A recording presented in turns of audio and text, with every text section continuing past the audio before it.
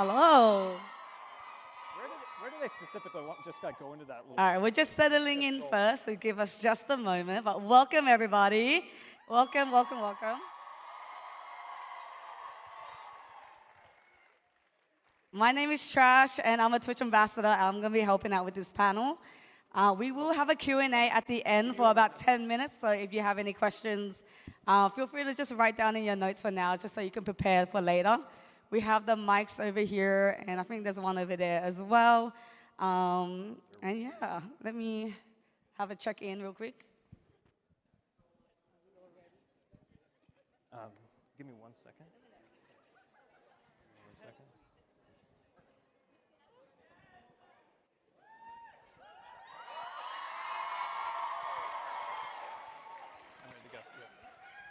All righty, everybody, and welcome to the Hermitcraft panel.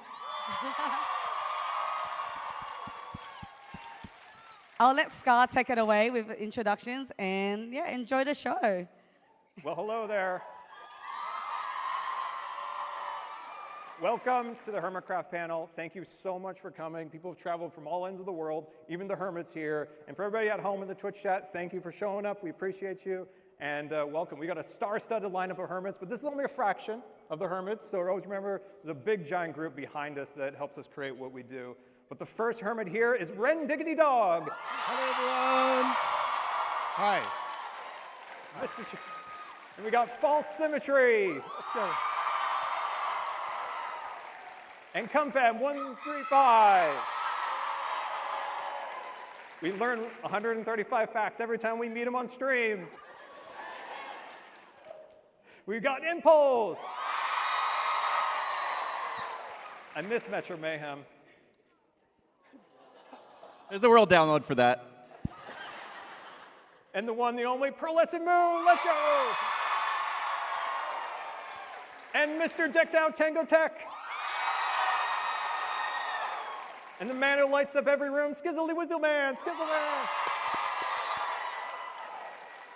What a great group of people, right?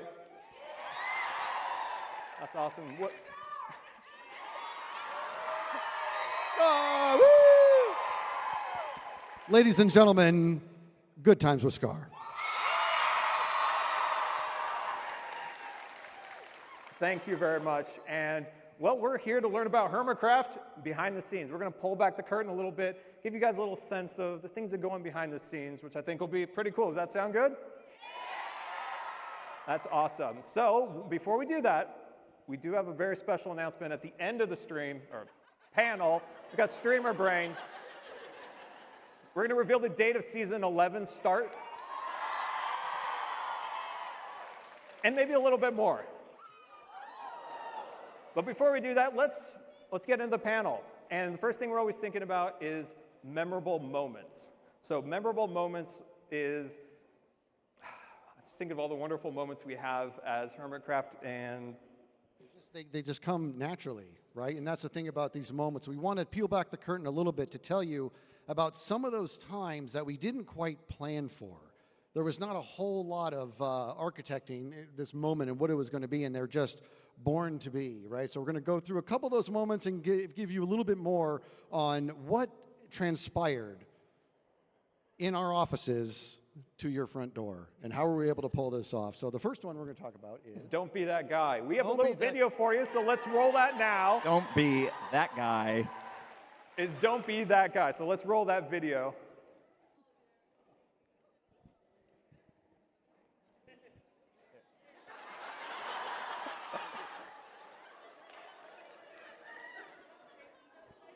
Here it comes. Wait Almost for it. there. It's coming. There it is. Now play the video. That guy.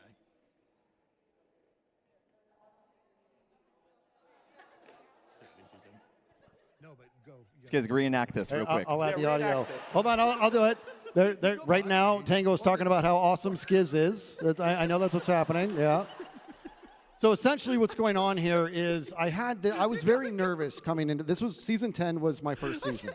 And I was nervous coming in. And I'm always looking for inspiration on what I'm going to do.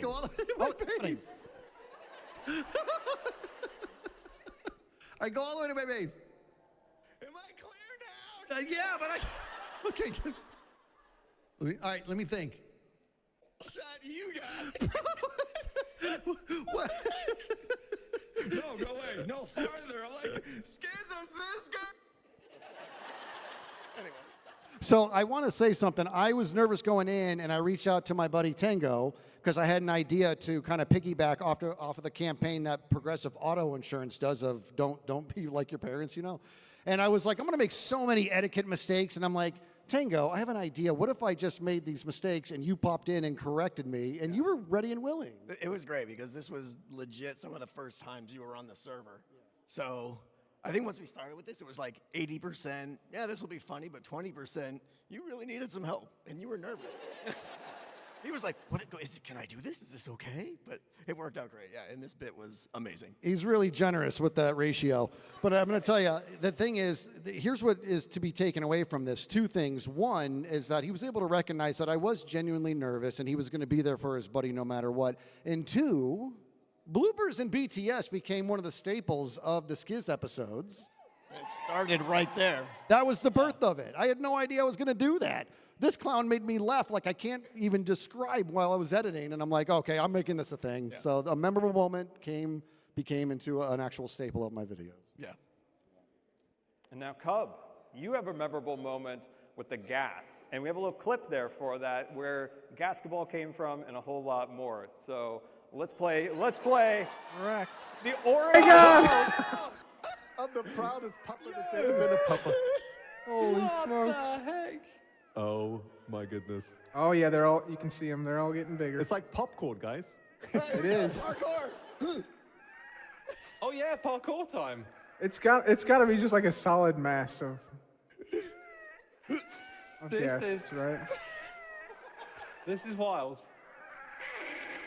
Oh my god. Oh my god. What have we Okay. done? Well, What have we I'm done? just gonna jump and hope. Rhythm seems difficult. Just jump and hope. Yeah, pretty much.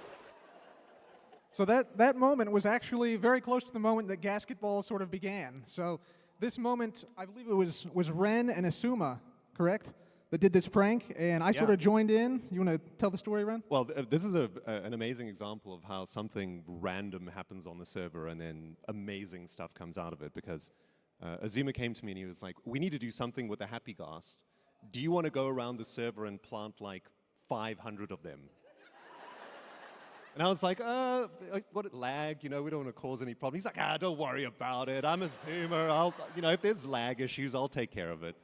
And so we went around and just planted all of these guys. It took us like an hour or something. And then, of course, it came to my brain, well, we're going to have a disco party, obviously, right? These guys, they want to dance. The best type like, of they need party, some of course. music. So we set up like a disco stage, and we set that up going. And then this insane monstrosity occurred, as you can see, those of you who were there for the stream. And we were sort of jumping over the top of them. And lo and behold, out of nowhere, this genius over here birthed one of the greatest games in all of Hermitcraft history, Ghastball, the creator. Yes. Ghasketball, yeah. So this actually came about during this time when I believe it was Skiz said, hey, somebody should make a game out of this. And then Tango said, you know what? Somebody needs to make a game out of this. And then Ren said, somebody should make a game out of this. And I was like, that's got to be me. I got to make something out of this. I would like to make something clear, okay? I thought it would be a good idea to make a game at it, and then I made the mistake of blinking, and he had already made it. It was like this entire arena popped up in like 20 minutes. It's like a weekend you did that. I have no idea how you did it, yeah. Yeah. A lot of work went into making it. So the game, if you're unaware, it basically you jump across the backs of Happy Gas like you saw in the clip to score points on the opposite side of an arena. And yeah, stuff like that happens on the server all the time that can provide inspiration. I know many others have gotten inspired. I think actually Impulse, you did your Metro Mayhem was based off of Ace Race from MCC, is it? Yep, absolutely. Yeah, so that's just another example of sort of behind the scenes how things can inspire other things on the server. And another memorable moment is, where's our punks? Yeah. Where's our punks? Yeah, we had a couple punks on the server, didn't we? I was one of them. I got a funny story about this because, they say that communication's the key to a successful relationship. Well, it turns out it's also kind of a key when you're in an SMP and communicating with each other. It's very helpful. And couple weeks into the season, I get a DM from Joel, Smallish Beans, and he's like, hey, I'm going to be building a kind of a big city. It's going to be coming down the mountain, and I know you're down there. I just want to make sure, because he's new. He wants to make sure he's not stepping on any toes.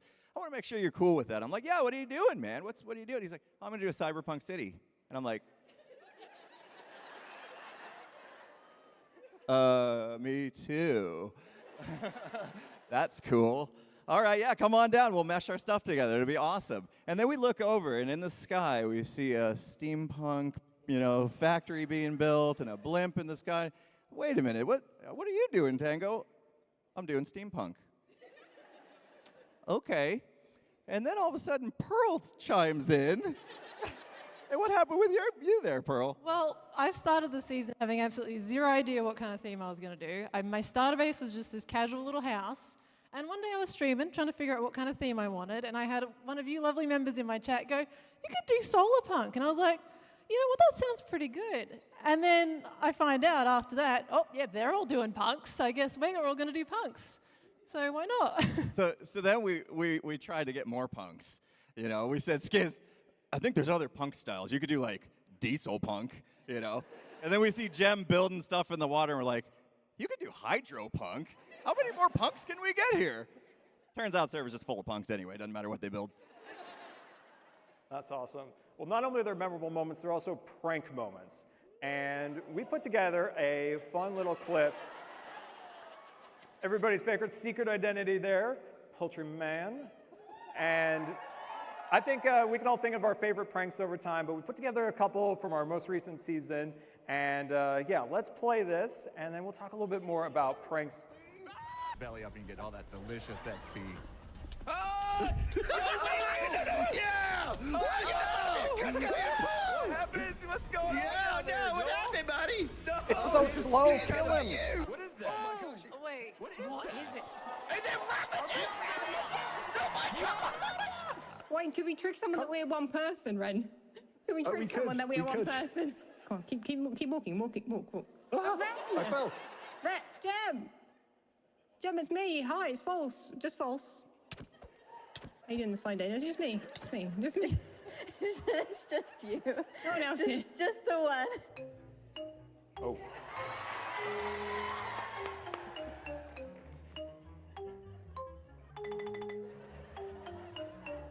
Mumbo! Where are you? Wait. What? You know what? Let's put a rare flower in it. Right, so let's put the lilies in it. So.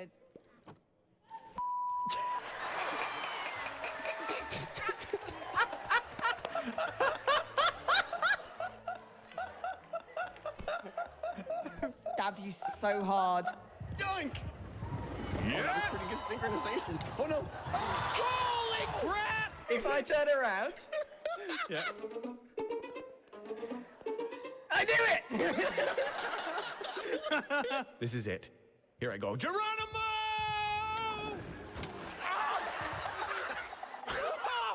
Oh, jeez! What? Oh, man. Let's go back one slide. But pranks. Pranks are fun, but they're a delicate balance. We have a lot of etiquette when it comes to it. We have to think of something that's fun. It's not going to take away from somebody's content. But how do you guys start the process of pranking? I'm looking at you, Cub, Mr. Prankster over there. Honestly, I just kind of send it. Every time. But I mean, you want to be respectful of what other people have done, so you want to let them know that, hey, there might be something in your base when you next logged on. Wink, wink. That type of thing. I think for me, some of the greatest Hermitcraft pranks are when somebody, like False Symmetry, for example, comes up with a very weird idea that doesn't really make sense, and then it actually works. So you might have seen us walking around as a briefcase and a hat. I'll hand over to False to try and explain a little bit more about what was going on there.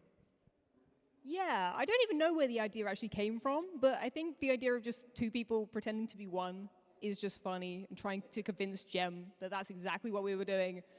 I'm pretty sure Jem knew from the very start it was two of us, but she went along with it either way.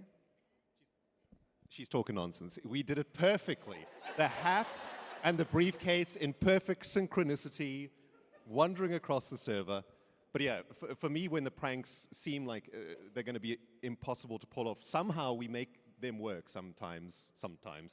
Not all the time, but sometimes. And for me, that's the best Hermitcraft prank when that happens. Yeah, I think one of the most important things when you're going to prank someone is you want to give them an experience. You want to give them some content. You want to give them a good laugh.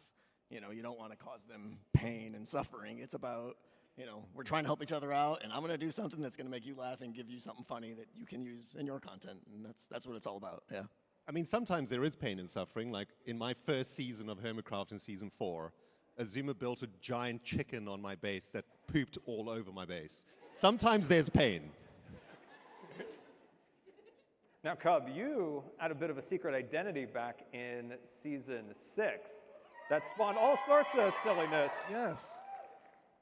Yes, that's right. The convex. The convex. Convex, yes. I was actually the jingler going around and doing pranks anonymously to numerous hermits as well. That was kind of a tough line to walk there because you had to get on when people aren't on the server, which is almost never on Hermitcraft. Otherwise, you don't have plausible deniability. Now, the same was also true of the Ore Snatcher, which I don't know if the Ore Snatcher is here today, if anybody wants to... It's not me. Not me. It's not me. It's not me. Not me. It was me.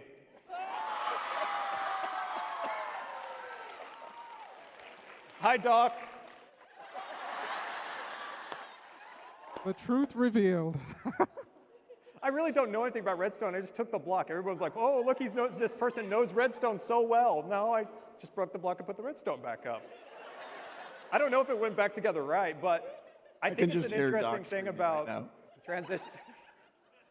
It's an interesting thing about like pranks or content in general, storylines, is that sometimes things hit like that and they become like organic and they start flowing. And there's other times when you're kind of going with momentum, that is, and something kind of knocks you out. I had a crazy plan for this. So I was going to have Doc meet somebody in the woods 1 hour before meeting time, and I was going to pick like Etho to sit and send him, leave a message in his base and go, meet me at this time, and have them two meet together in the woods and just be like, you did it, no, you did it, why am I here? So that was the actual, that was how that was going to end, but unfortunately I was in the hospital for a while, so the momentum of that kind of dropped. But yeah, that was the Ore Snatcher. I did it, Doc, I'm sorry. I'm so proud of you, Scar. I am so proud of you right now. Well done. Thank you. But that's a good transition into stories. And stories are, in my opinion, kind of one of the lifebloods of Hermitcraft. I think Hermitcraft has a lot for everybody. We have pranks, we have storylines, we have general Minecraft-y vanilla. We've got people wearing hats. It's all sorts of crazy things for everybody. And our most recent story, that was spearheaded by the one, the only Grian and Cub fan. And then we helped out a little bit where we could, is the permits. And Cub, I've been wanting to know this forever. What went on those weeks before the start? Were you and Grian, or you and Grian in the spreadsheet with the numbers and the items? Yes, spreadsheets, and wait for it, more spreadsheets, believe it or not. We had so many spreadsheets. Just one example of an actual spreadsheet that we used to basically classify all the blocks and all the items in Minecraft into sort of tiers that we eventually made into the tiers of permits, the diamond, the gold, the iron. And Green and I spent, man, dozens and dozens of hours together debating, no, this one should be gold, no, this one should be diamond, no, this one should be gold. And eventually, I think we came up with a pretty good system where we had 3 different tiers, and we were going to distribute the permits throughout the hermits. And the whole purpose of the permits was basically to make sure that hermits sort of got outside of their comfort zone a little bit, to make shops, to make farms they might not have otherwise made. And how did that go, guys? How did that go? Are you guys missing the permits? Please say yes. I sold grass. That's fair. That's fair. That's hey, fair. You took it to the next level, Impulse. You made a game out of it. That's true. That's true. Something cool did happen during the season when we started making these shops of things that we've never had to farm before and sell before. We realized we could make a nice opportunity to put games inside of our shops to entice people to come and buy things they might not want, like grass. So, yeah, I did go touch grass, because, it's a message for all of us anyway, right? And it made a fun little game of that to bring people through my shop. Sales did not increase. Well, I ended up making deduction, or Purtle as we call it. So that, I really got inspired by everyone else making mini games in their shops. I'm like, surely no one's going to buy flowers or dyes. Turns out it's one of the best-selling shops out there, to be honest. You should check the truck. There's some diamonds in there, I've heard. But yeah, deduction came out of that, and it was my big foray into Redstone. It was so much fun and inspired for a new season as well. So It's when you became a Redstoner. don't regret it one bit. I miss the Popo. Come on, can we get a little Popo love? Yes! My favorite little behind the scenes of the Popo is when we were coming up with it, and you all probably know Hoffen, the great artist, and I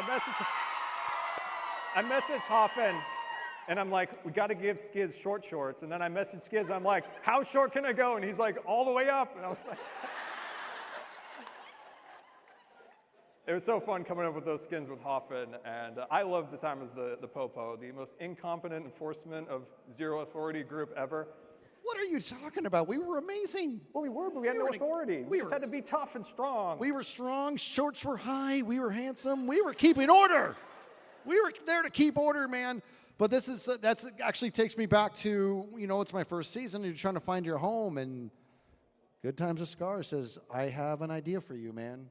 And I was so in to be able to collab with him. And the next thing I know, I might be taking this Popo role a little too seriously.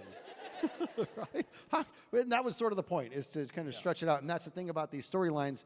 You only sort of kind of know where they start. You don't know where they're going to end. You never know. And that's what makes this so much fun. It's not scripted out, man. It's us just saying, what if we just knock over this one domino and just see what happens?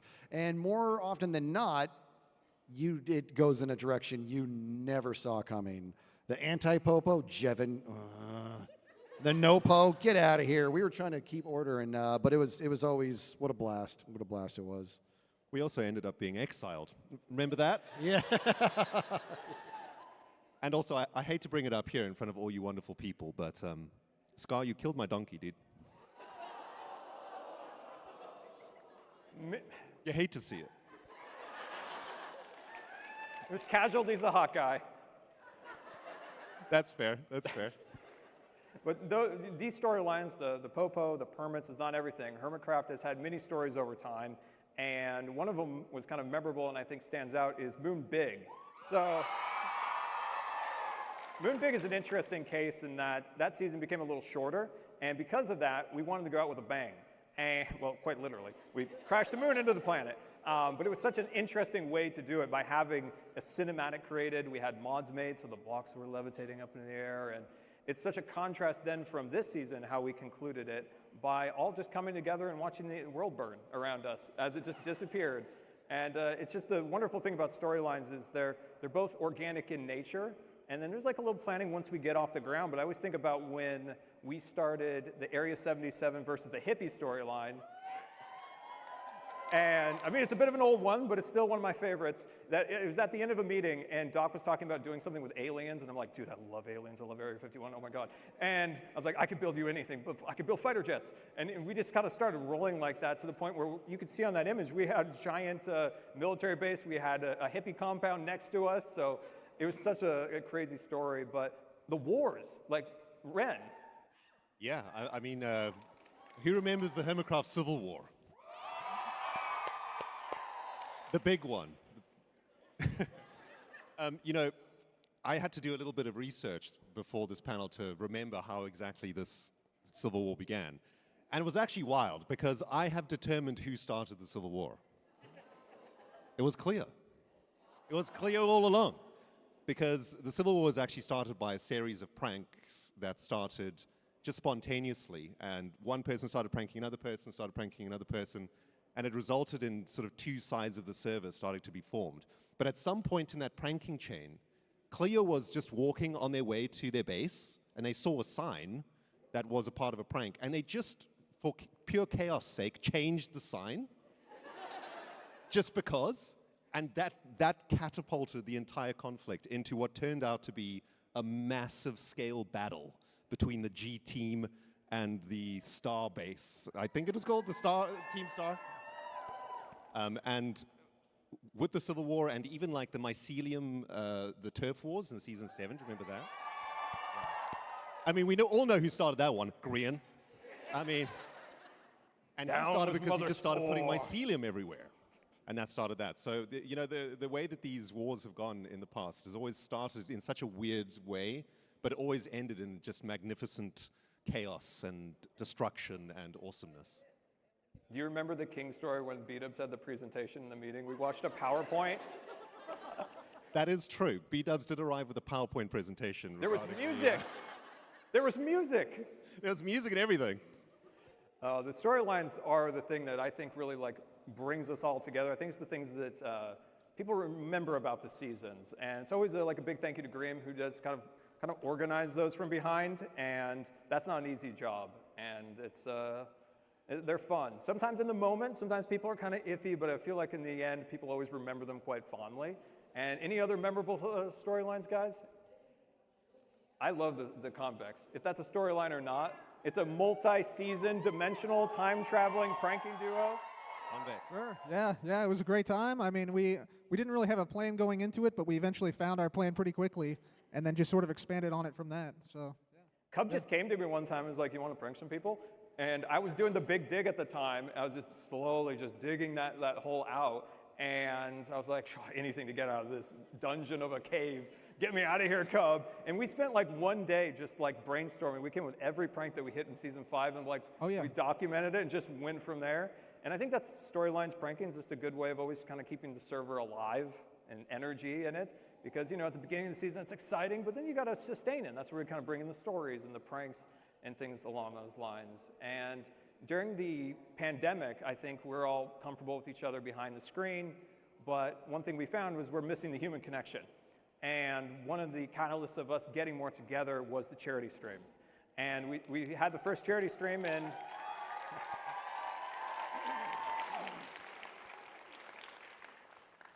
2022, years have just gone by. And then we had the one in Michigan where everybody got together. So guys, this just means so much to me, the screen here, seeing all the Hermits together. And we care about each other a lot on screen, right? Our characters care about each other's content and the stories that we're creating. And it's been a lot of fun peeling back the curtain on how those stories come to be. But we're going to pull it back a little bit more and talk to you about the human factor, is that when it comes right down to it, the actual people, what you're seeing here is quite real. And that when we come together, we found out that we don't kind of like each other. We genuinely love each other like a family. And we've had these moments where we live in these houses together, if only for a week or so, and we become an actual real family where people are cooking for each other, people are taking their turn doing the dishes, and we just feel this energy that you can't quite get on the Minecraft world. You sort of can, but really when it comes down to it, you think you can. And it isn't until these moments we realize, dude, we are just the luckiest people in the world. And when we come back from moments like what you're looking at here, and we get back to create content, it's a whole different timbre.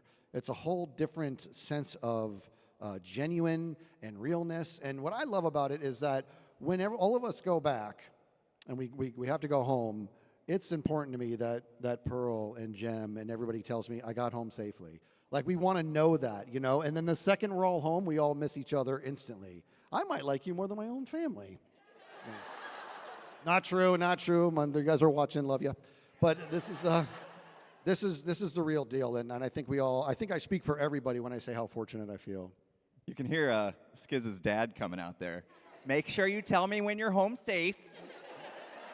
He had a dad moment last year when we were here. We, after the convention was over, we went and we toured the USS Midway that's just down the street. And we got our picture taken as the group, all of us that were on the Midway. And Skizz really liked the picture. He wanted to buy it. So he went off and he bought the picture. Total dad move, right? But he brings it back and he starts to show Scar this picture. And Scar's looking at it like, Who's that family? That's a cute family.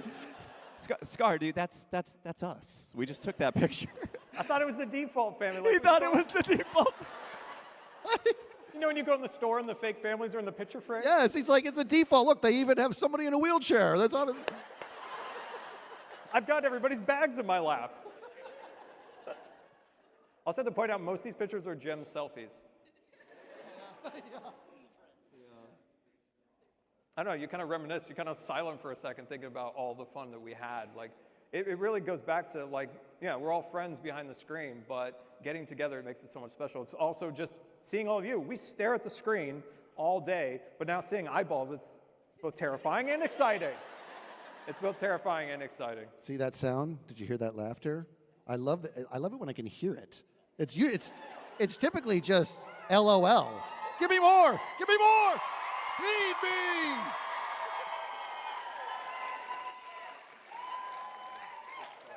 You should live in Monsters, Inc. world then. Storyline. And with that, we would like to open it up to some Q&A questions. Yes. That's cool with you guys? Feel free to hop down and start a line on each microphone if anyone would like to ask a question. I'll start from this side first, and then I'm going to screen it, and then I'm going to re-ask the question. That was a little... Hello, how are you? Hello. Can I talk? Hello? Okay. See what the question is first. Okay. You think it went okay? Guys? Is it okay? Guys? Yeah, well, the first thing they would do. Okay, perfect. Thank you so much. Guys? Something over that clip. All right, we have the first question when you guys are ready.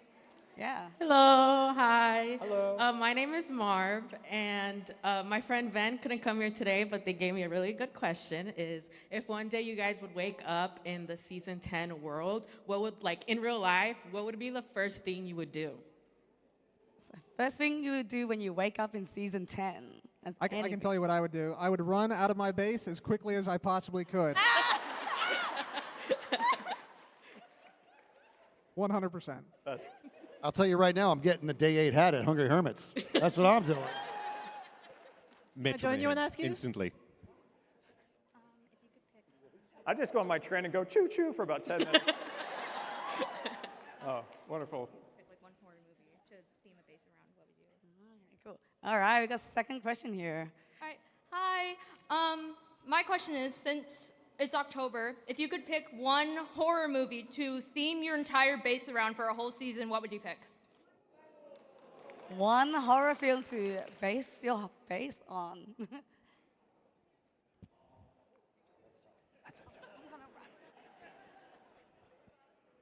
I'd probably go Aliens. The Shining, make a little hotel, like be creepy. You have a little room next to it and people are like sleeping, you go, woo. Just go like, woo. Does Monster House count? Does anybody know that animation? Perfect, thank you so much. That was my answer.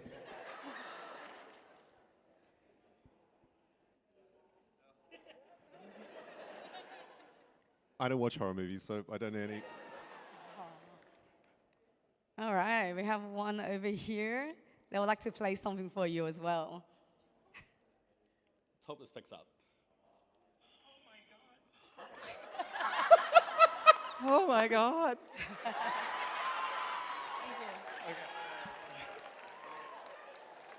I had to.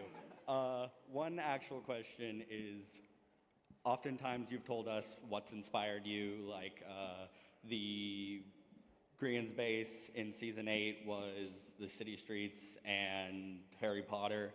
What's the most recent a hermit has inspired you? Like a lot of you were inspired by Etho to make something, but most recently what hermit has built something or said something that's inspired you to make something? I'll say that B-Dubs recently took time out of his life to teach a few of us Axiom, which is a mod, and like I'm still at a loss, but he spent like 3 hours teaching us that, and it was so inspiring. amazing. I've also been incredibly inspired by Mumbo. Can we get a little love for Mumbo? Mumbo's a great redstoner, but he's so inspiring what he's done this season by creating like stories and builds, and it's so good to be around hermits that uplift us. I think that's what's wonderful about Hermitcraft itself, is that nobody here tears each other down, but we uplift each other. I gotta say, Tango's constantly inspiring me with his games. I want to do something like that one day. I was also going to say, Tango, for the Hunger Hermits, the audio you did for that was really cool. So that helped me with Ghasketball a lot, and that inspired me a lot. So thanks. Now they both stole my answer. No, it was watching Tango do Decked Out 2 last season, or last. Just seeing him just pour his heart and soul and spend so much time on just such an epic experience that for most of us made us feel like we weren't even in Minecraft anymore. It was just something truly unique, and I knew after I watched him go through that process that I wanted to do something. I knew I couldn't hold a candle to what he's capable of, but I was going to try something, and that's what inspired me to make Metro Mayhem. I just wanted to make an experience that could give all the Hermits something fun to do once I finally finished it, and have some fun inside of Minecraft. It might make them forget they're actually in Minecraft. Woo! Good to know Tango, not a builder tech, is the biggest inspiration. Thank you. We have one on this side. Hi, I'm Lady Meow 77. Hello. I just wanted to tell you guys how much I appreciate you and that I love each and every one of you and how much the community that I'm in that you guys brought to me means so much to me. And that I love you guys. Oh, we love you too. Thank you. Thank you for being a part of the community. I love the jelly shirt. All right, we got one on this side. Hi. First of all, thanks for everything you do. Shout out to all the Etho girls in the audience and also on stage. My question is, of everyone on stage, who is the biggest Etho girl? Biggest Ethos girl. He's missing. Gem.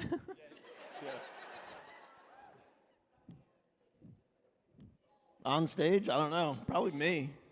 I was going to say. I'll take it. Probably Tango. I can't boost his ego that much, but we love Etho. I'm also an Etho yeah, girl. we Come all do on. equally. Nothing was more fun than dressing up as him for his first MCC. That was so cool. Period. Also, check his stats out on MCI. Oh my God. Awesome. We have an amazing question over here for you. Hi. So out of all the builds that you have made across the seasons, whether it's a base, a shop, or a game, if you could pick one to bring into real life, which one would it be? Which one would you pick in real life? Mine already exists in real life. Wordle.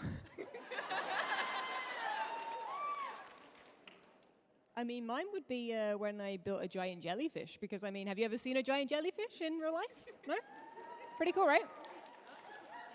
I think the Great Pyramid could use some mini golf, so I'd bring that one in for sure.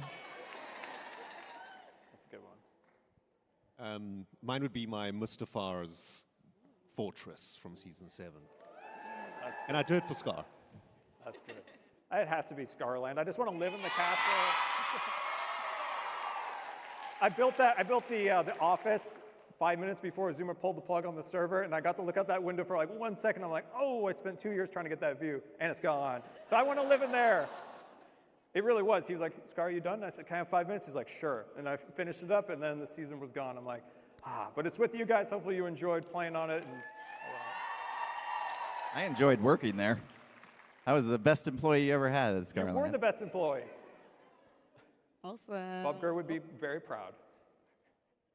All right, we have another question over here. It's very, very interesting because I think we all experience it as creators, so take it away.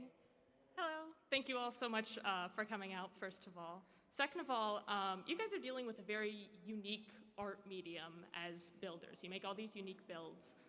And I was wondering, since like all creative pursuits, that takes a lot of energy to make, do you deal with creative burnout with your builds? And if so, how do you deal with it without losing momentum throughout the season? I usually switch up what I'm doing when that happens. You know, there's so many different ways to play Minecraft and so many different things you can do. Whenever I find myself just in a creative block, I'll just find something else to do. Maybe I have some projects that I've kind of written down on a back burner somewhere, and I'll just go visit one of those. I mean, obviously sometimes we need to take time off. We've all seen that. from a lot of hermits, and it happens, right? Creative block is natural in this world. But the fact that we have a game that we can play that has so many different ways to give us outlets of creativity, there's usually something to bounce around to kind of put that creative block aside, do something else, and then hopefully you can come back to it and it lifts. I think playing on Hermitcraft helps too, because we can bounce off each other when we need to. So I can go and play Metro Mayhem or do something else with another Hermit. So that sort of helps a lot as well. I touch grass, but not Impulse's game. So go outside, find inspiration for the world around you, and it's actually really handy to be able to figure out how to build that then in Minecraft. Keeps you going. Personally, I just procrastinate. I put it off, and then I just build my whole base in one episode. All right, we do have a couple of minutes left, so we might not get to every question, so I do apologize, but we have one over here. Hi, my name is Sarah. I know that we have all enjoyed watching season 10 and we have our favorite moments. I was just wondering what's a small moment from the past season that stood out to you and that you liked? A small moment that stood out to you guys. I know, for me, it was when Ren stopped by and we did all these experiments on the Happy Gas, and it was like invisible platform floating in the air. That was just a really enjoyable moment. Yeah, we found out some things about the Happy Gas that we didn't know. That was great. I got one. So we were just talking about this actually at dinner last night. There's a couple holes in bedrock, one below my base and one below ZF's base. And there was a stream, I think, where we decided to go down that hole and fly under the bedrock and try to go up another hole. And it was great, it was fun, it was exciting, until my buddy here decided to try it, and he jumped down. And instead of having regular rockets, he had only exploding rockets. So it just made the most wonderfully beautiful irony. It was like, if you keep shooting, you're gonna die, and if you don't, you're gonna die. And I remember how much we just started cracking up. It was just uncontrollable laughter there. It was my favorite moment, yeah. Early in season 10, we had a fisherman on the server. I think you guys know who I'm talking about. And not a lot of us had really played around with fishing rods. And so he got a couple fishing rods in our hands, and it wasn't long before we realized we could start flinging people around with the fishing rods. So next thing you know, we have a group of like 8 people all hooking the same person and flinging them into outer space. And it just came so organically, and I'll never forget that, because the laughter you guys heard in those clips of us flinging people through the air was genuine, because we had no idea we could do that. I loved hunting down Joe. I loved Green putting me on hold. It was such a wonderful season. But I think to top it off is just like the streams. Us all hanging together more on streams has been so fun. Learning that Etho has a moose man whenever he needs moose meat. He's got a guy. Like, how else we would have known that? Like, I just love those simple moments we've had this season, and they've been such a fun thing. That's been one of my favorites. Awesome. All right, we have one on this side. Yeah, you use that one. Hi. So I've been watching Hermitcraft close for 10 years now, and I've really loved watching every single moment and watching the community grow. But I wanted to ask, what has been your I made it moment? Your made it moment. Being invited to Hermitcraft in the first place, right? Is that not the answer for everyone? It's a good question. Just getting to play with these people, yeah. I'll let you know when I get there. You'll be pushing me there. I think I have the moment over and over again. Every time we get this opportunity, like this, to come to these conventions and get up on a stage in front of everybody and really, like we said before, like remember that there's real people on the other side of the screen and see your faces and get a chance to meet you guys. It just is a reminder that we are here and we're doing something that means something. And that's why we love coming every time we can. Ooh.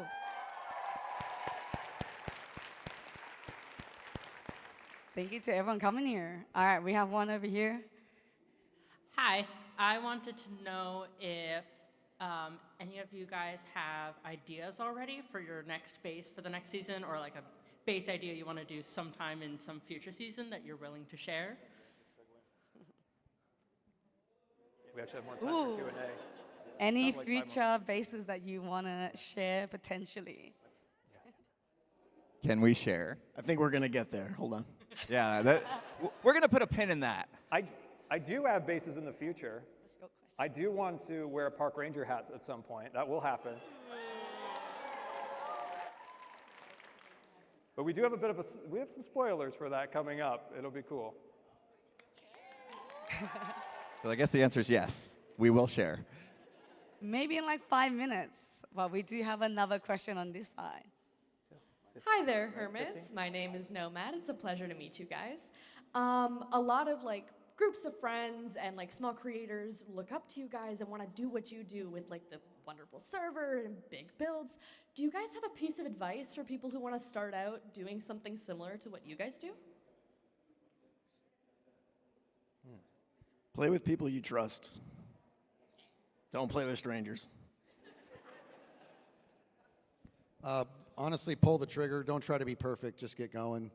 Just start moving. There's such a thing as analysis paralysis, and you want to do a big thing in your life. You want to go do something, and you think about it to death until you just decide to have a failure to launch. Don't be that person. Just go. Just go. Just get started. And just be at peace with the fact that whatever you're creating now is going to be super cringe to you later. You got to be cool with that. It's part of it. It may seem really obvious, but make sure your audio and video is top quality. I'm serious though. Like, it's very easy to make your audio bad, for example. You know, maybe your mic position isn't correct or your volumes aren't correct, but get that spot on from the very beginning will go a long way to helping you out. 100%. I think I have one more thing to add. I think it's important to find your own voice when you're doing this. You know, I admit when I first started, I was watching other content creators and I was mimicking kind of the deliveries and the things that they were doing. And it took me a while to discover what it was that made me special and was going to make my content more about me and more authentic. And I think that's an important part of the journey. And along the way, I also realized that I need to make sure I'm having fun, because if I'm not having fun, then chances are you're not having fun watching. So just keep that in mind if this is a journey you're going to embark on. All right. We have one question over here. Hi. I've come all the way from London to do this, and it's the best decision I've done. I'm so happy. My question is, in this season, what is one thing you would change about your base? I wanted to do more Solarpunk with my base. I think it focused a lot on the greenery and lacked a little the technology and the whole basis around what Solarpunk is, and it missed that. I just didn't quite hit exactly what I wanted. Maybe you should have built another portal in your base. I don't know. Hey, I did make one, thank you very much. It hasn't been released yet. You didn't want to like turn your base 90 degrees or anything like that? Raise it up one block maybe? Maybe I considered it once or twice. All good. All right. We got another question over here. Hi, I've seen you guys ever since the beginning of season 6, and I've been a real big fan. But I was curious, as a viewer of or a part of Hermitcraft, what was your most favorite season?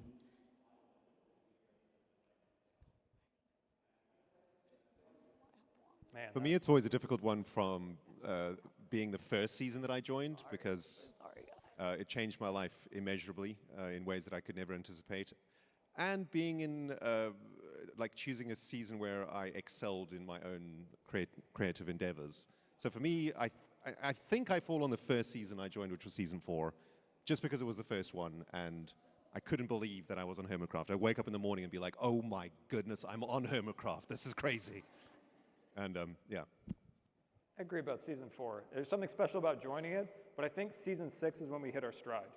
So that one always holds like a special spot in my heart. Season 11. It's going to be a banger, for sure.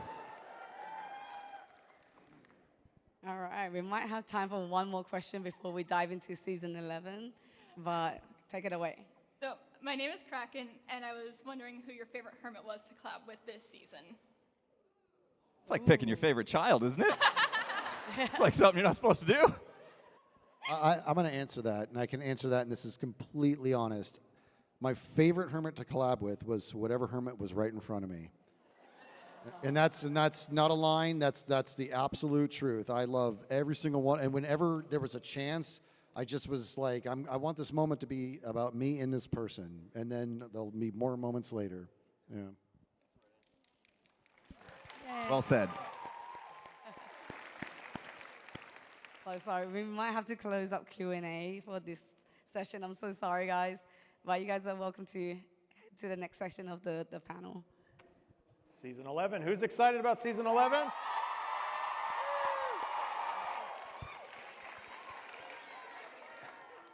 It's extraordinary to reflect a little bit that we're on to the 11th season of Hermitcraft. And that's just like false. You joined in... I joined midway through season 2. So Wow. I've been here for a good while. So 2 season 2ers. Wow. And then there's quite a few of us that joined in season 4. And I was midway through season 3. You're the middle child. Great. And Pearl joined us in season 8. And then Skizzleman joined us in season 10, which is just incredible. And I don't know, just I reflect about how much that's been put into it. And when you do go back, like I recently went back to some of the worlds, it's just like incredible to go back and see just the crazy things that everybody has put in the time. And as I said before, this is only a fraction of the Hermits. There's all the Hermits back at home that have done so much incredible stuff. And yeah, I just can't wait for season 11. And I think False has the release date for season 11. Okay, then. I mean, you guys sound... Are you excited? Yeah? Okay. Oh, it's up. We'll let you guys know. The start of season 11 is the 8th of November. I keep forgetting, so I keep asking False, when is it again? I keep forgetting. But that's going to be very exciting. So I hope you guys are excited. Season 11, November 8th. Oh, look, the world. Ooh, spoilers. The seed, yes, the seed indeed. So we spent a lot of time looking for this seed, many seeds evaluated, and eventually we came up with a pretty nice seed. It's a world characterized by a giant mushroom island, and there's also high hills of grove biome and meadows, and we have a little clip here that we can play that is going to show you a little sneak peek at the actual seed we'll be playing on. So we can play that video on the right there.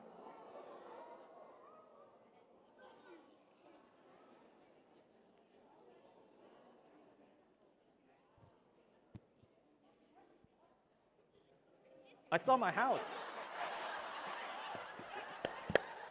That's not true.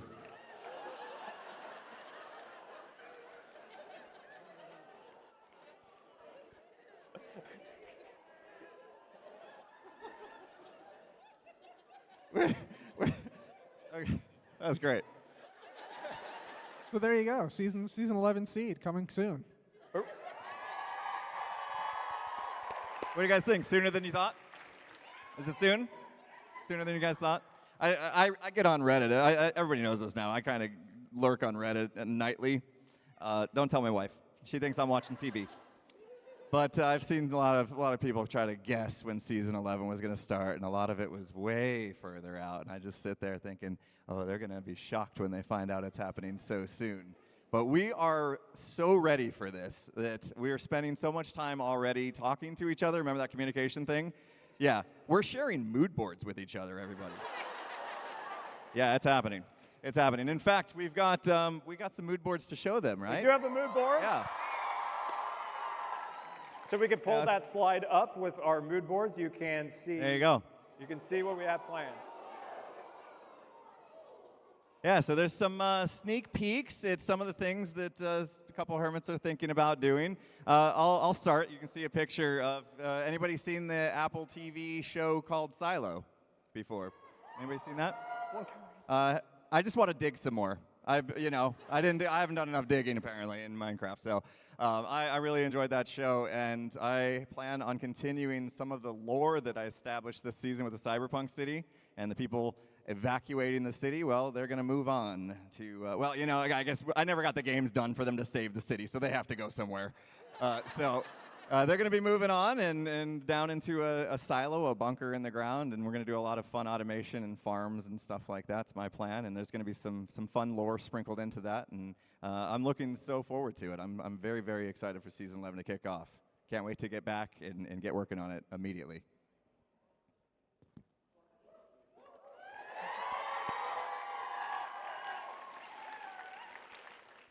I misspelled my slide. So I have, if we pull the mood boards back up, I just realized that. But my plan is to take sci-fi and bring it to the stars, kind of inspired by Star Wars. And we're going to kind of go in there, and we're going to try to make it into a movie. So that's why it's Star Wars the movie. I have an idea of kind of taking an idea that I had from Scarland and bringing it back, kind of taking this idea of like a dragon roller coaster and then changing the theme and bringing it into. So the base will have something for the Hermits to come ride, take part in, get a high score, and all well the kind of the rebels and the Imperials kind of fight it out in my base, which I'm super, super excited about.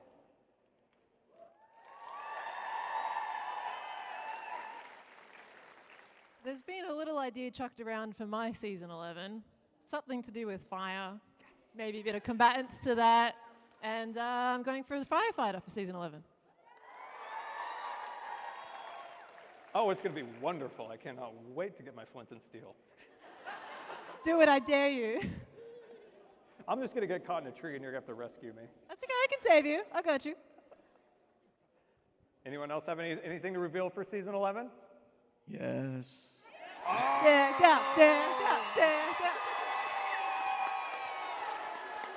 Yeah, why not? You know, little projects I'm going to be working on. Little. Is that what we describe Project, mega yeah. bases, is it? I've got, I think, a 40-page document already going. Yeah, so Decked Out 3 is coming.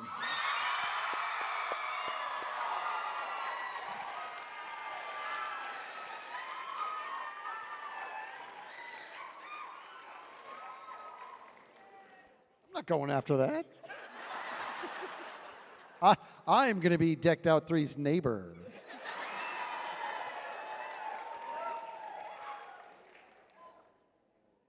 I'll give a little hint.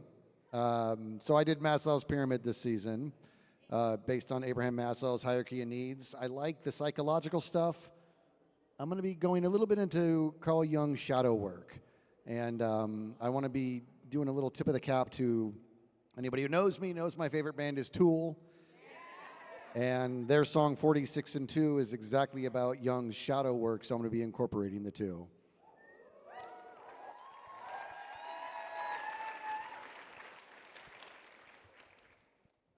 I did like sci-fi in season 10, so I'm going to go in the complete opposite direction. And I want to explore what it would look like to bring magic into Minecraft. Not Magic the Gathering, but like spell-casting magic, you know? So what was the date again, False? What was the date again? Is it November what? November 8th, okay, all right. November 8th. Well, that's very exciting. It sounds like everybody's got some really exciting plans. I know other Hermits that aren't here that have also got absolutely amazing plans. You saw Cleo, her mood board. We have Jem's mood board. I don't know what the gas is back on there. There's just more targets for us to shoot. Yeah,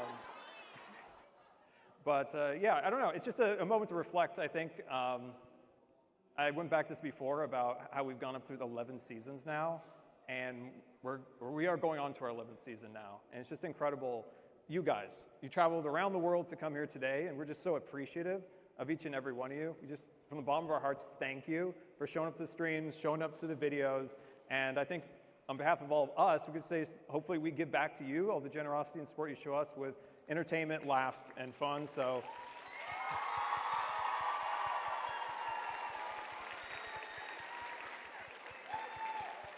we wouldn't be here if it wasn't for you. So thank you so much for coming out. We still have meet and greets. We have MCC this weekend. So thank you so much for coming out.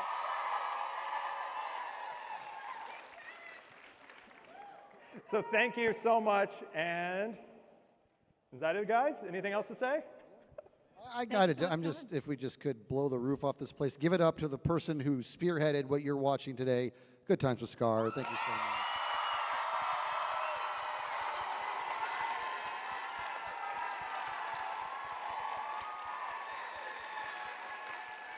I appreciate it.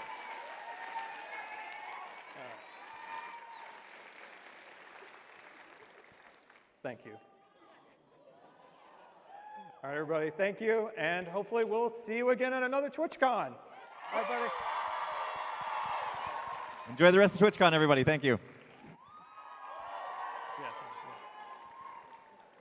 Thank you, everybody. Enjoy the rest of your day, and see you around.